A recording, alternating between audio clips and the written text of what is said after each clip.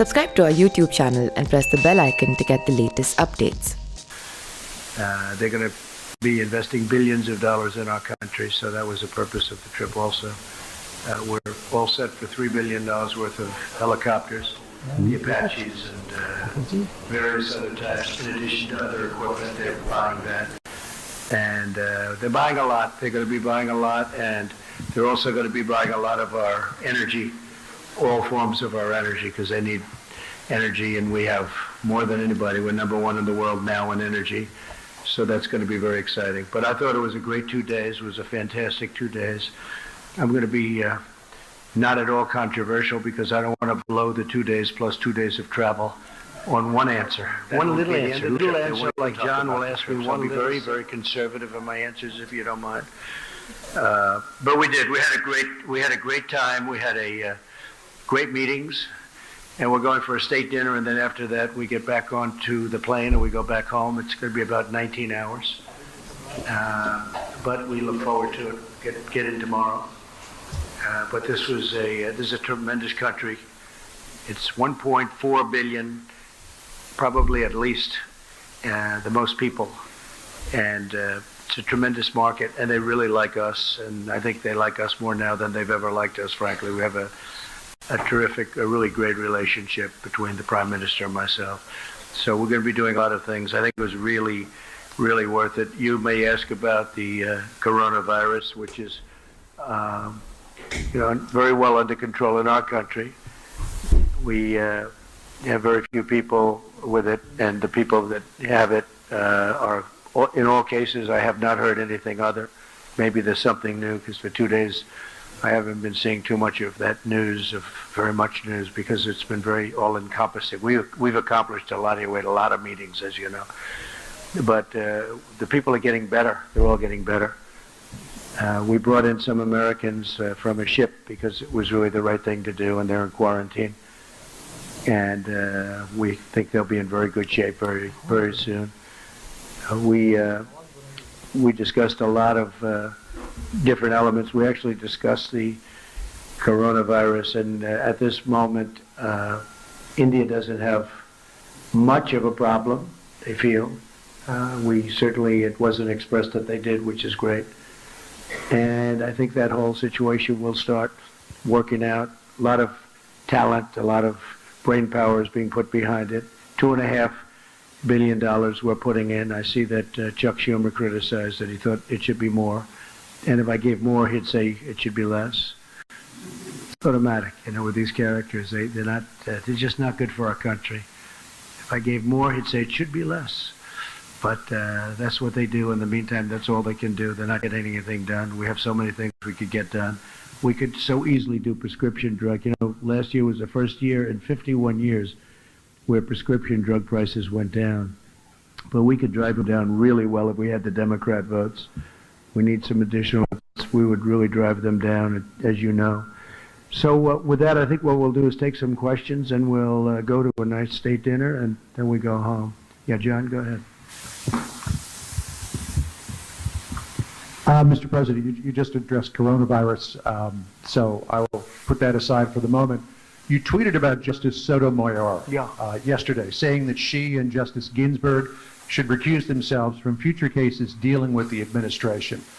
What is the basis for your opinion on that? Well, it's very obvious. I mean, I always thought that, frankly, that Justice Ginsburg should do it because she went wild during the campaign when I was running. I don't know who she was for. Perhaps she was for Hillary Clinton, if you can believe it. But she said some things that were obviously very inappropriate. She later sort of apologized. I wouldn't say it was an apology, but she sort of apologized. And then Justice Sotomayor said what she said yesterday. You know very well what she said yesterday. It was a big story. And I just don't know how they can not recuse themselves for anything having to do with Trump or Trump-related. The right thing to do is that. Now, as a Supreme Court justice, is a different standard. But at the same time, I think it's a higher standard in a certain sense. So they'll have to decide what to do. But her statement was so inappropriate when you're a justice of the Supreme Court. And it's almost what she's trying to do is take the people that do feel a different way and get them to vote the way that she would like them to vote. I just thought it was so inappropriate, such a terrible statement for a Supreme Court justice. What was inappropriate about the statement? I'm not an attorney, so I can't really look into it. Well, you know what the statement was, John. Well, she seemed to criticize the White House for running to the Supreme Court at the drop of a hat to seek a No, stay. I don't think that was it. But I think what she did say is she's trying to shame, the way I look at it, she's trying to shame people with perhaps a different view into voting her way.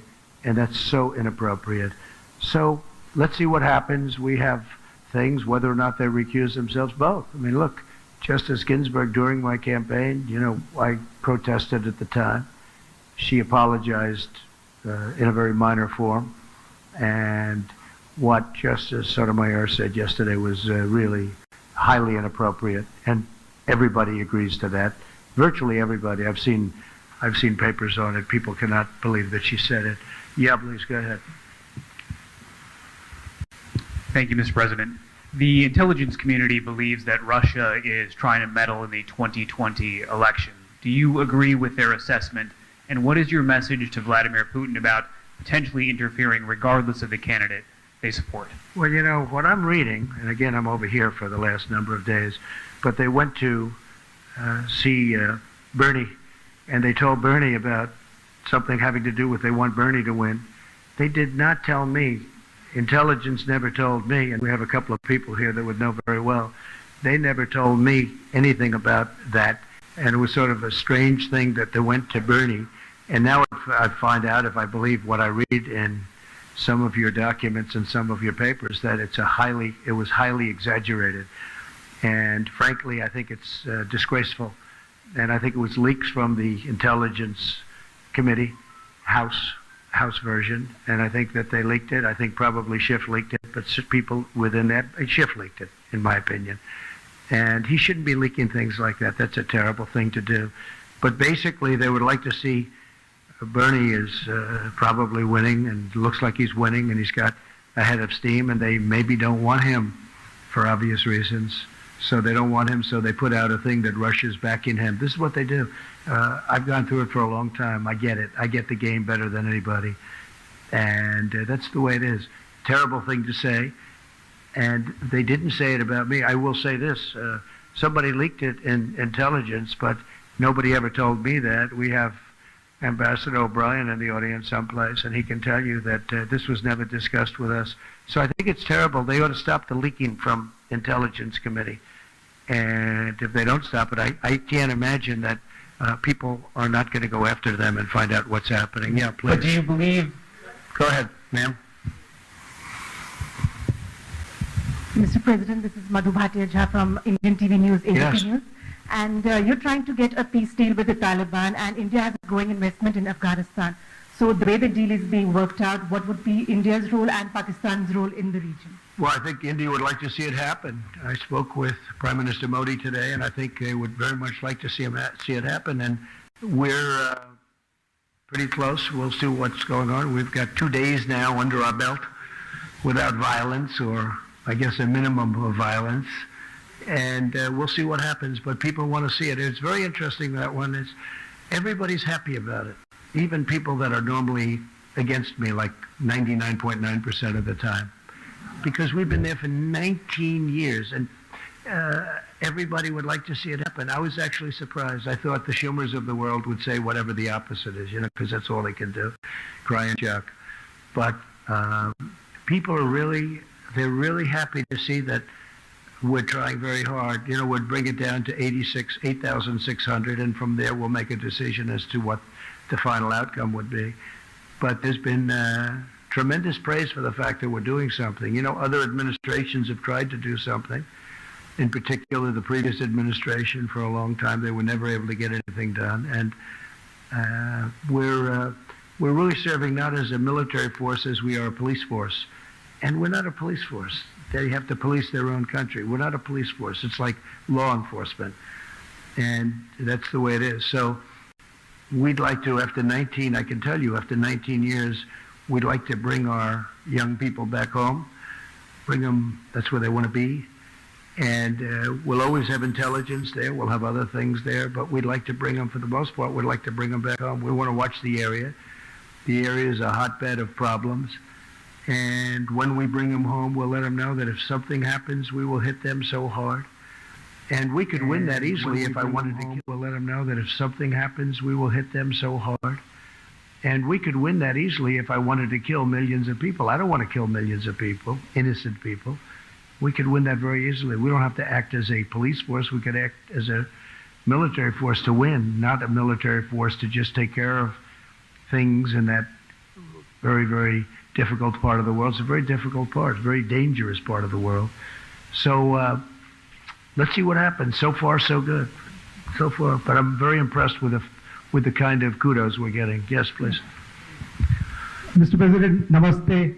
I'm Saurabh Shukla. I'm editor-in-chief of Newsbook. If you remember, I interviewed you during your last campaign in New Jersey. Good. And I asked you this question earlier at that time about the Trump doctrine on fighting out Islamic fundamentalism, which you spoke about, and you discussed with Prime Minister Modi, and you spoke about the Modi-Trump doctrine. So what is your roadmap to fight out Islamic radical terrorism? Well, I don't think anybody's done more than I have, if you look, because I came in, and if you check your maps and look at Iraq and Syria, it was all over. In fact, they had it painted a certain color. I won't tell you what color because it doesn't matter. Somebody will say it was a Republican color, so I don't want to get people confused. But it happened to be red, and it was basically trying to show where ISIS was in those areas. And it was out of control. And I gave the orders, and we have 100% of the caliphate. We have tens of thousands of people in prisons now. They're being guarded by the Kurds and others. Europe should take a lot of them back. So far, they haven't agreed to do that. They should do that because we did them a big favor. We captured them, but I did that. We killed al-Baghdadi a few months ago, and Soleimani is gone. He's no longer putting roadside bombs all over the place. Somebody else may be, but he was the father, the king of the roadside bomb. All of those young people that you see with missing legs and arms. I've seen every combination. The legs are gone. You go over to Walter Reed. I have to say the doctors at Walter Reed are incredible what they're able to do. Incredible. But that's what his thing was. He thought that was a beautiful weapon, roadside bombs. It's a coward's bomb. And all of these young people that have been so badly hurt. And we did a big favor. In addition to that, as you know, Hamza bin Laden is now gone. And he was looking to do damage, and he's gone. And Al-Qaeda last week, you saw what happened there. Absolutely. So nobody's done more than what I've done. And but at the same time, Russia should do it, Iran should do it, Iraq should do it, Syria should do it. You know, we're in a different part of the world. We're doing it. Everybody says you're the only ones that can do it. Well, at some point, these other countries, Iran should do it. Iran hates ISIS, and they should do it. And we've done a great job. We've taken our soldiers essentially out of Syria, except for little hot spots that we figured, we'll do, that develop. But we've taken the oil, and the soldiers we have there are the ones guarding the oil. We have the oil. So that's all we have there. And now we have, if you look, we are down to a small force in Iraq, and we're down to a small force very shortly, but right now even we have a small force in Afghanistan. And so we're moving out and moving around, but the only soldiers we have in terms of Syria, the predominant number of soldiers are the ones guarding the oil. What about terror groups in Pakistan, sir? That's a big concern in this region, and there are a lot of terror groups who pose dangers to the United States and democracies like India as well. Yeah, no, I agree, but you also have other countries that can do this. The United States is 8,000 miles away, and they're all saying, could you do it? Yeah, we could do it. We've been doing it for a long time, but I've been doing it much better than anyone else has done it. I mean, what we've done in the last couple of years has been incredible. We have 100% of the caliphate. Remember, we had 99%. I'd say, good, we're leaving. And I was hit with, people couldn't believe it. They said, do 100. So we did 100. I did 100 with some great generals that knew exactly what they were doing. They were unbelievable. We took 100% of the caliphate. And we have thousands of prisoners right now locked up. And these are ISIS fighters and killed thousands. Not that I want to do that. I don't want to do that, but that's what we had to do. And when I came in, ISIS was all over the place. It was totally out of control. Please. Thank you. While you've been here in the country, in the capital, northeast part of Delhi, there have been violent clashes. Police have been killed, some demonstrators, 9 deaths so far, we hear, and about 100 plus injured. What did Prime Minister Modi say to you about this amended citizenship law? And how concerned are you about this kind of religious violence? So we did talk about religious freedom, and I will say that the Prime Minister was incredible on what he told me. He wants people to have religious freedom, and very strongly. And he said that in India they have worked very hard to have great and open religious freedom. And if you look back and look at what's going on relative to other places especially, but they have really worked hard on religious freedom. I asked that question in front of a very large group of people today, and he talked about it. We talked about it for a long time, and I really believe that's what he wants. As far as the individual attack, I heard about it, but I didn't discuss that with him. That's up to India. Yeah, go ahead, please. Hi, sir. Emily Goodman with thedailymail.com. I was wondering, do you think justice was served in the Harvey Weinstein case? So I was never a fan of Harvey Weinstein, as you know. In fact, he said he was going to work hard to defeat me in the election. How did that work out, by the way? I'm trying to figure that out. He was a person I didn't never liked. I don't know too much about the case because, as you know, I've been over here between traveling and being at meetings almost every hour of the day, every minute of the day. I haven't been able to really see too much of it. But I was just not a fan of his. I knew him a little bit, not very well. I knew him because he was in New York. Not a person that I like. I will say the people that liked him were the Democrats. Michelle Obama loved him. Hillary Clinton loved him. And he gave tremendous money to the Democrats. And I guess my question is, will the Democrats be asking for that money back? Because he gave a lot of money to the Democrats. And, it's too bad, but that's the way it worked out. Yeah, Peter? I just want to follow up on that very quickly, if I can, Mr. President. I have a question that I wanted to ask you. But just on the Harvey Weinstein situation, this is being viewed as a milestone for the Me Too movement. What message can you, as president, deliver to women in America who are still afraid to come forward and share their stories of sexual harassment and assault? Well, again, I don't know the actual results. I haven't seen too much because I've been in India, as you know. Aside from but I think that from the standpoint of women, I think it was a great thing. It was a great victory, and sends a very strong message. Very, very strong message, Peter. Yeah, please. Can I follow up with my question? I just wanted to follow up on hers quickly. Can I, on coronavirus specifically, Mr. President, in 2014, when the Ebola situation was very concerning to so many Americans, you tweeted, "Ebola patient will be brought to the U.S. in a few days. Now I know for sure that our leaders are incompetent." In all caps, you wrote, "Keep them out of here." More than 20 Americans have now been brought back to the United States with coronavirus. By your own measure, does that mean that your government has been incompetent? Are you pleased with the response? There's a big difference, in case you don't know, between Ebola and coronavirus. Big difference. It's like day and night. And I felt that we should bring them back. They're Americans. We should bring them back. With Ebola, it's very explosive. It's very terrible. We're making tremendous strides on Ebola with the things that we're doing, as you know. Isn't some of the money are that living Sorry, let me answer the question. But there's a vast difference in bringing, especially in around 14, was that 14 or 12, and at that time nobody had ever even heard of Ebola or ever conceived of something where you basically, people would disintegrate, and we're still working on Ebola.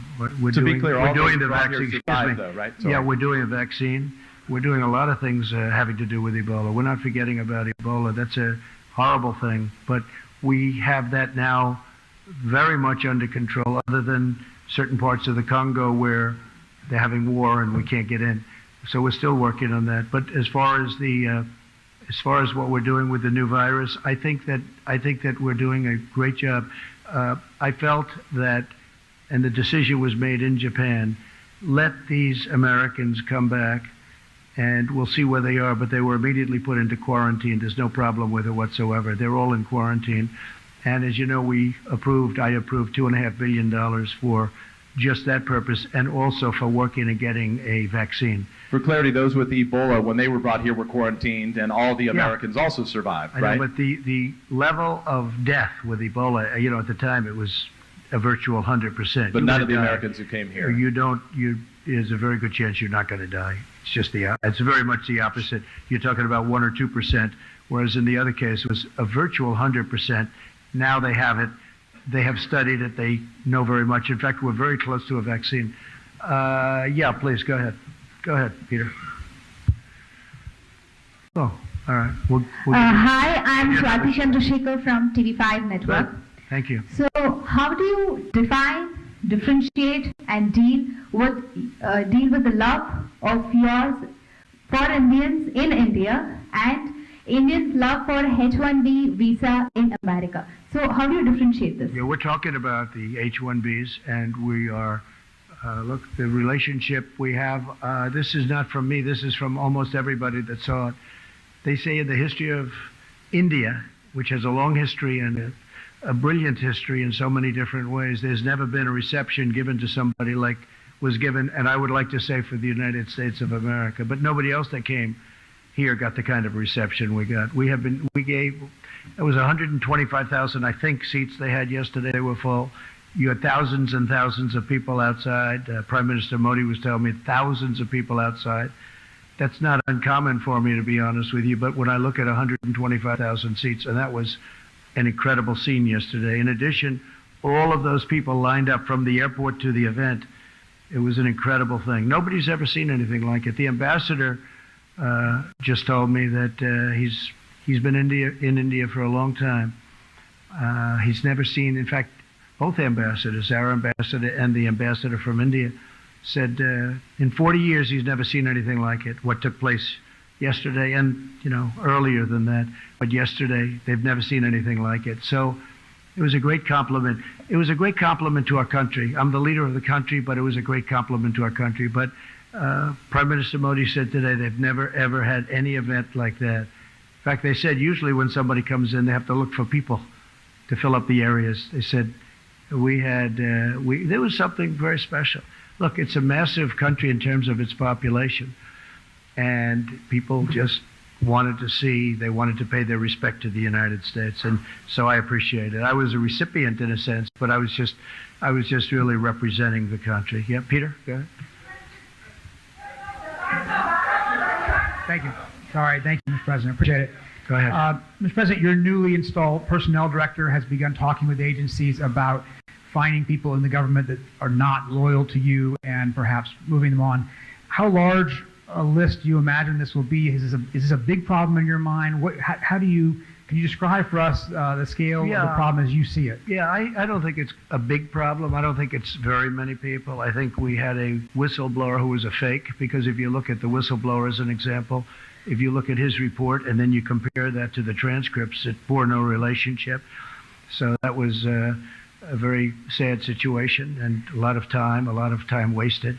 Although, as you will admit, in fact, you wrote very nicely, I appreciate it, the poll numbers have gone up very much, but that's not appropriate to have to benefit by something like that. Then there was supposed to be a second whistleblower. As soon as I released the transcripts, the second whistleblower was gone. Nobody ever heard what happened to the second whistleblower. I'll ask you, where is he? Remember, he or she, the second whistleblower was going to happen. It was just a matter of moments. And then I released the real call, the transcripts, which are now 100% accurate, even according to Lieutenant Colonel Vindman. So, we want to have people that are good for the country, are loyal to our country, because that was a disgraceful situation. Please. Mr. President, I am Akhilesh Suman. I am from Rajya Sabha Television. It's a parliamentary channel of India, upper house, like you've seen it. Good. India's concern is with neighborhood, and even Prime Minister Modi tells that you are very good friends. What is your strategy about terrorism that is coming out from Pakistan to India? Because we have been suffering from this type of terrorism for the last 20 years or so. What is your strategy? What are you going to do?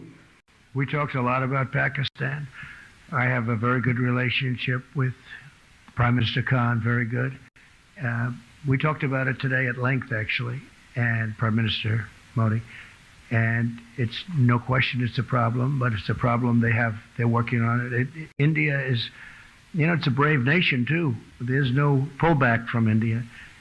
And we just hope, and I said I'll help, I'll do whatever I have to do if I can do that, because my relationship with both gentlemen is so good. But there has been difficulty in Pakistan, and we're seeing what we can do about it. Anything I can do to mediate, anything I can do to help, I would do. They're working on Kashmir. Kashmir has been a thorn in a lot of people's sides for a long time. And there are two sides to every story, but they've been working on that very hard. We discussed it at great length, terrorism. And I think we have some very good ideas. He's very, very strongly against terrorism. I'll tell you, Prime Minister Modi is a very religious man, as you know. He's a very calm man, but he's actually a very, very strong person, very tough, actually. When I've seen him in action, and he's got that foremost in his mind, terrorism. He'll take care of it. Please. Go ahead. You, right here. That's fine. Right there. Mr. President, thank you. The backbenchers have been waiting for far too long. I'm Richa from Business Line, and we would like to take you to your today's meetings. Before coming to India, you said trade deal will be later, but of course sometime soon. In the morning, you spoke about energy security and energy deal, and you are already the 5th supplier to our country. You said other sources also. We would like you to elaborate on that. When we are talking energy security and energy deal, what are we looking at? Yeah. And is nuclear happening? So we talked about many things, many things. We talked about Iran. We talked about Iraq. We talked about, we were together for 2 days. I'm going to be with Prime Minister Modi tonight for a state dinner at 7 o'clock. It starts at 7, I believe. And we talked about exactly all of the things that you're talking about. We also talked about tariffs because, as you know, India is probably the highest tariff nation in the world, meaning charging tariffs to outsiders. And I said, we have to stop that. We have to stop it, at least as it pertains to the United States. And I think we're understanding each other. With China, we worked a deal, and we worked it because of the tariffs. And I was able to leave the tariffs on. That will take care of phase 2. We still have 25% on $250 billion. But in the meantime, we're working with China very much on the virus. We feel that's something. And I have to tell, I spoke to President Xi the other day. He is so committed to solving that problem. He is working very hard. He is very capable. The country is very capable. And it snuck up on him, but I think he's going to do well. Now you see it's going to South Korea, and it's going to Italy, and it's going to other places. But I spoke to all of them. They're all working very, very hard on it. The United States, because of an early decision I made a decision. I believe it was the first time it's ever been done. We closed the country to certain areas, as you know. And I was criticized for that decision. Now they're saying it was a good decision. I think it was a good decision because we have very few people. And you can add to it a few people that we took in because they were Americans. I mean, what are we going to do? And they were almost in between countries where people weren't going to take them, and they're Americans. But they're fully quarantined. They call it fully quarantined. So, we did the right thing. If you were out there, if you were an American and you refused to have any help from your country, these were wonderful people. It wasn't their fault. So, but we're really down to probably 10. Most of the people are outside of danger right now. But we've had a very strict line on the people that would take in the areas from which we take. And I did it very early. It's never done before, and I did it early. So I think it was a good decision as it turned out. Yeah, please. Just wanted to follow up on my colleague's question about Russian interference. Can you pledge to the American people that you will not accept any foreign assistance in the upcoming election? And on this idea of a purge in your administration, there was recently the departure of your acting DNI, Joseph McGuire. You replaced him with your ambassador to Germany, Rick Grenell. Some of your critics have pointed out that Ambassador Grinnell has no intelligence experience. How can you justify to the American people having an acting DNI with no intelligence Okay, experience? first of all, I want no help from any country, and I haven't been given help from any country. And if you see what CNN, your wonderful network, said, I guess they apologized in a way for, didn't they apologize for the fact that they said certain things that weren't true? Tell me, what was their apology yesterday? What did they say? Mr. President, I think our record on delivering the truth is a lot better than yours sometimes. Your if you don't record mind me is, saying. let me tell you about your record. Your record is so bad you ought to be ashamed of yourself. You have probably I'm the not worst ashamed of record. anything, and our You probably have the organization worst is not record in the ashamed, history of broadcasting. As far as McGuire is concerned, he's a terrific guy, but you know, on March 11th, his time ended anyway, so his time came up. So we would have had to, by statute, we would have had to change him anyway. So the Will your time new was there. DNI have experience I in the think, intelligence yes, field? yes. In fact, we're talking to 5 different people right now. I think all people that you know, all people that you respect, and I'll make a decision probably over the next week to 2 weeks. We have some very good people. But Joe McGuire is a very excellent guy. He's a very good man. And his time was March 11th. I believe it was March 11th where he would have had to leave. Was he But we forced are out going because he to- wasn't sufficiently loyal to you? No, not at all. Not at all. He was pushed out because, frankly, wasn't pushed out. He would have had to get out. On March 11th, he would have had to leave. But we're going to be making a decision on DNI very shortly. Thank you, sir. Yeah, please. Go ahead, please. Yeah. Mr. President, Well, that's not nice. Yeah, let her do it. let's go one I by know, one. but you ripped the mic out of her hand. You can't do that. so rude. One by one. Boy, that wasn't very nice. He's...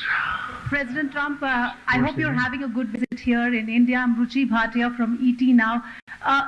We have heard from Prime Minister Modi as well as you on a long impending trade deal. It's still not happened. Even today we heard both you and him talking about how in future there is going to be one.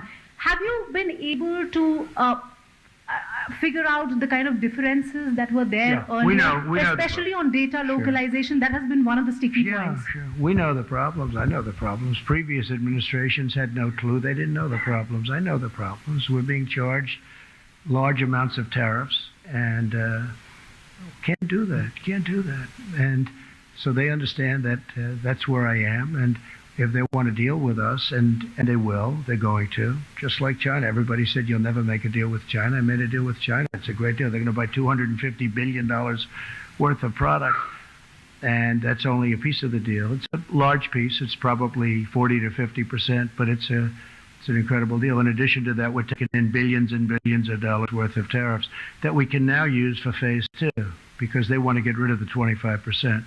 So we have the 25%. They want to get rid of it. Well, with India is, I think, the highest, again, I said it before, but the highest tariff. When you deal with India, Harley Davidson has to pay tremendous tariffs when they send motorcycles in here. When India sends motorcycles into the U.S., there's virtually no tariff.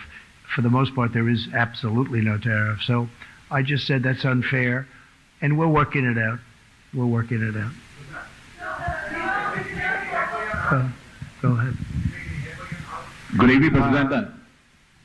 I think we'll win that one easily. We're working on that. Yeah, we're working on that. Yeah. Good evening, President. This It's is just Anurag not a fair Sarita. situation when one company is paying 100% in the case of numerous companies, not just Harley, but where they're paying tremendous. And actually, tariffs were raised not too long ago. And we also did something. There was a form of rent control. There was, if you put it in a different sense, it was given to India, and we terminated that. You know that. We terminated it. No, we're talking. We have great discussions. Look, it's I can't lose this. I can't lose it. You know what? I'll never lose it. It's too easy, because I want reciprocal. It has to be reciprocal. And the money you're talking about is major, but the United States has to be treated fairly. And India understands that. The relationship is outstanding, but India understands that. We've had a tremendous deficit for many, many years with India, with everybody, you know, with, frankly, so many different countries. We've had a massive, massive deficit, but a large deficit, $30 billion with India. It's now down to $24 billion because of what we've we've been doing, but still that's too high. We shouldn't have a $24 billion deficit. With other countries, we have more than that. Japan, we're doing now $40 billion is coming in. A lot of very good deals are being made, and they'll be kicking in toward the end of the year. I would say if the deal happens with India, it will be toward the end of the deal. And if it doesn't happen, we'll do something else. It'll be very satisfactory. It'll be very good. Go ahead. Who else? Yeah. President, my question is that you said at the time of the Article 370 abrogation that you would like to mediate in Kashmir, but India rejected. No, I'd like to be able to. Excuse me. My question. Wait. I didn't say that. I didn't say anything about that. I just said Kashmir, obviously, there's a big problem between Pakistan and India. And I think they're going to work out their problem, but I will say they've been doing it for a long time. My question is something different at the moment. What is your position at the moment on India's Citizenship Amendment Act at the moment? I don't want to discuss that. I want to leave that to India, and hopefully they're going to make the right decision for the people. That's really up to India. President, yeah, go ahead, please. Thank you, Mr. President. My name is Nilufar Sahrawardi, an Indian journalist, and I have a very simple question. Go ahead. Now, back home, when you reflect upon your tour of India, the first diplomatic visit to the country, how would you describe it? Cultural diplomacy, Trump diplomacy, or do you have any other word for that? Well, first of all, I'd describe it as incredible because when I looked at the various things, like today, when we went, you probably saw where we were. And when you look at all of the things that we've seen today, when we look at yesterday, the Taj Mahal and other things, in addition to working in between and even during, where, we worked very long and hard with representatives from India, most particularly with the Prime Minister. I just think it's an incredible country. It's got unbelievable energy. You see that when you come in from the plane. When you see from, I think I can say virtually from the plane to whatever venue we were going to, it was wall-to-wall people. They've never seen anything like it. Somebody said it was the greatest greeting ever given to any head of state from any country. Now, India has more people than any other country, a little bit more than China, a little bit tiny. How would you describe it diplomatically? Is it Trump diplomacy? I think the diplomacy is a diplomacy of great friendship and respect. Okay. And I think it's going to all work out very well. I really do. I admire your country tremendously. I respect your Prime Minister tremendously. And I think it's really a diplomacy of friendship. And I think it's going to work out very well. Okay? Okay? Go ahead, please. Please. Go ahead, right next to Steve. Thank you, Mr. President. As you know, the Chinese government recently ejected several Wall Street Journal reporters. What is your administration considering to do in retaliation to that move? Are you considering banning or restricting the access Chinese journalists, for example, have to the United States? So I haven't really been given a full briefing on that. We're going to look at it. We will look at it. It's something that I don't like to see. I don't think it's fair because we give very good access. Maybe some people would say we give too good. I don't believe in that. I think we give very good access, so I don't think it's fair. But we'll have a decision made on that relatively soon. Okay? Thank you. Good question. Please, go ahead. Go ahead. Go ahead. Venezuela. So will you allow Indian companies to continue to buy Venezuelan oil from third parties, especially when you have sanctions? Well, you'll be seeing something on that in the not too distant future. Yeah. So there could be more stringent sanctions against Venezuela? There could be very serious sanctions. Or against the Indian companies continuing to buy. What's happening in Venezuela is so sad. People are starving. Here's a case where a country was wealthy 15 years ago and very wealthy 20 years ago. Very, very wealthy. Wealthiest in all of Latin South America.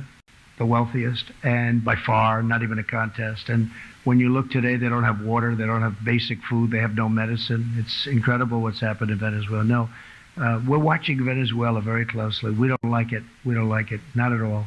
Okay?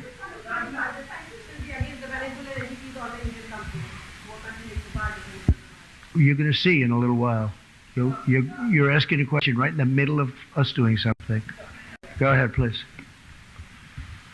Ali Maqbool from BBC. There were some back home that were hoping you would raise concerns about some of these policies that Prime Minister Modi's introduced that discriminates against Muslims, and also about a rise in hate crimes here in India.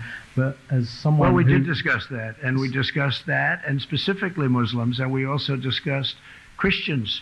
But someone and I had a very powerful answer from the Prime Minister. We talked about religious liberty for a long period of time in front of a lot of people, and I had a very, very powerful answer. And as far as Muslims are concerned, as he told me, I guess they have 200 million Muslims in India, and a fairly short while ago they had 14 million. And he said that they're working very closely with the Muslim community. But so you yourself have been criticized for policies that have discriminated against Muslims, like the travel ban. There's also been a rise in hate crimes over the last couple of years in the US. So are you in a position to talk to him about those subjects? Yeah, I won the travel ban, as you probably know. A lot of people said I lost it. No, I won the travel ban, and we use the travel ban when we think there's, not based on religion, but where we think there's going to be trouble, where we're looking at certain countries. As you know, we added a few countries onto it, but we won the travel ban, and we won it in the Supreme Court. So the travel ban is not a thing against Muslims. It's a thing against areas where we don't want people coming into our country that are going to cause problems, cause harm, cause death, hurt our people. And I feel very strongly about that. Okay, please go ahead. Thank you very much, Mr. President. Thank you very much. Thank you. I'm Jing Xiang with Shanghai Media Group. I'd like to know, some people say that India could be to the U.S. in Asia during the 21st century what the UK was in Europe during the 20th century. How do you view it? Well, I think that India is going to be a tremendous player over the next, it's now, right? But over the next period of 50 years and 100 years, look, you're talking about the largest population in the world. You're talking about a tremendous country in terms of its heritage, its potential wealth, frankly. Right now, they have incredible potential. Economically, they have great potential. The schooling system is getting better all the time. They're doing a fantastic job in certain sectors with respect to education. We see it in the United States. We see it. We have a lot of Indian students coming to our schools. They're great students, and they've done fantastically well at our schools. But we have, thousands and thousands of people coming from India coming to our colleges in particular, schools, but our colleges in particular. No, India's got a phenomenal future. I mean, you can rarely think of a place that has a better future than India, and highly respected, especially with leadership like Prime Minister, right? Modi. Yeah. Go ahead. Pick one. Go ahead. So, Ritu Panda from CNBC TV 18 India.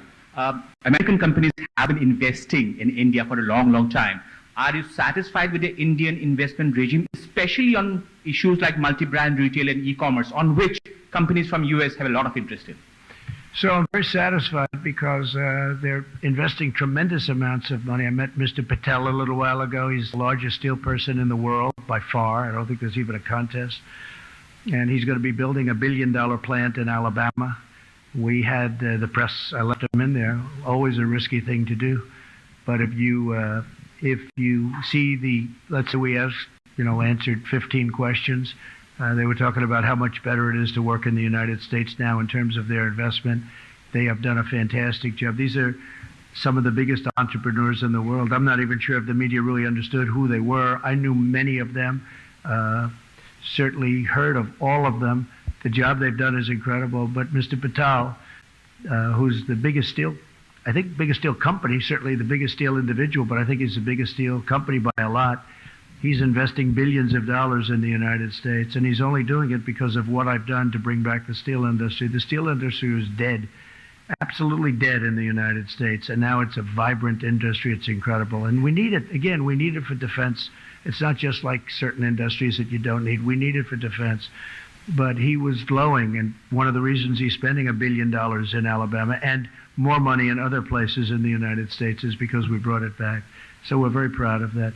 So I think what we'll do is we're going to see some of you on the plane on the way back. It's been an honor to be here. It's an incredible place with incredible leadership. and an unbelievable future. And I just want to thank you all, and I'll see you back in the States. And I think some of you are on the plane, and we can talk a little bit on the plane too. Thank you very much, everybody. Thank you very much.